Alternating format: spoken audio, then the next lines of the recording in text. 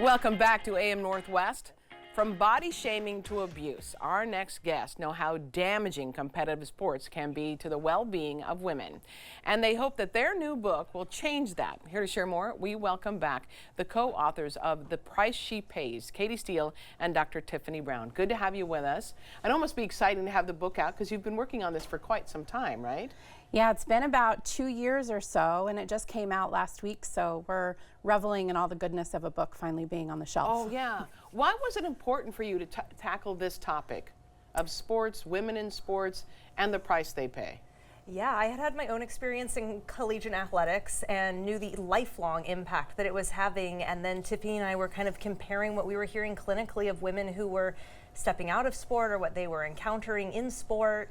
And through all the stories we were hearing really prompted us to dig in deeper to better understand some of the consequences that folks were facing. I feel like women in sports, like there's more attention to it now because female athletes are finally talking about it. Like I want to say Simone Biles talked about her mental health, having the twisties, you know, dropping out for a while. And then Naomi Osaka was open about her mental health issues. And finally it feels like people are going, yes, something's going on here, right? What are you seeing?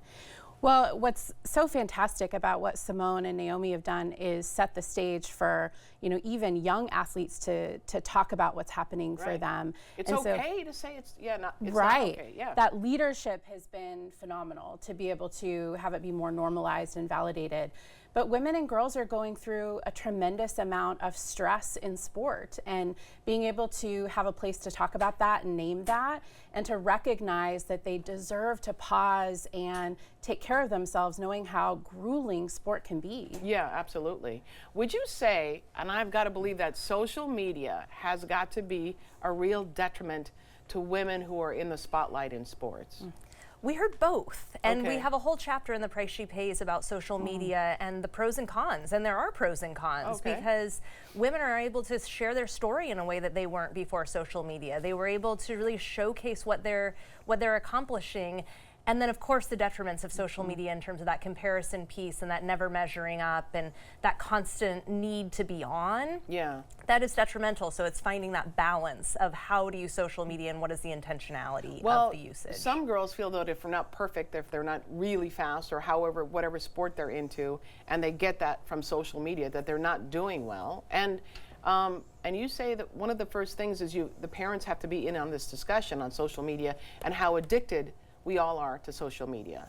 Right, and we know how social media can be both, you know, terrible for kids, but also a resource, and kids can find so much connection and belonging in that space. And so rather than just deciding that social media isn't good for kids, we really advocate for a more thorough discussion within households and within friend groups about how is it serving us and how is it not, and how can we shift gears when needed, knowing that it has some detrimental effects. Yeah, it seems like, I mean, I'm old, so growing up girls were always way down here compared to boys' sports.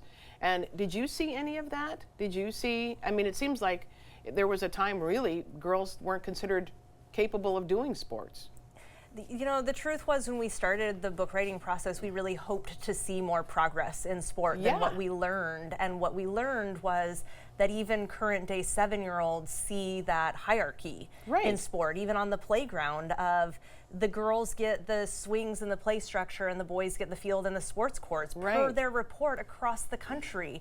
And that conditioning is what we need to see change. We need to see that even playing field. What was the incident where we saw, it might have been a previous Olympics, where the girls' weightlifting room was like 3 dumbbells and a bar, and the guys had this incredible setup for them. Yes, thanks to Sedona Prince for you know, taking the video that they did and showed everyone how distinctly different it is. It's not just something that's talked about and there isn't evidence to back it up. But Sedona utilized their platform and really showed how crucial it is to be sure that women have access to the same resources that men do at any large event, and that was specifically to NCAA basketball.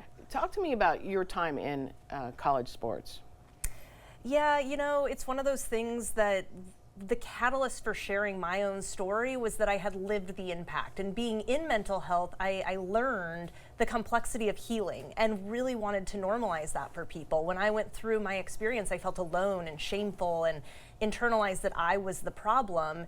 And it wasn't that I wasn't a piece of the equation, but I wasn't the whole equation. And so it felt really important to validate others' experiences, that so many feel alone, and really none of us are alone, but you feel isolated. And so through all the stories, we really wanted people to feel a connectedness to others, and then for caregivers and coaches to feel like they have resources for how to better support athletes in those complicated situations. Women's bodies are different, just plain fact.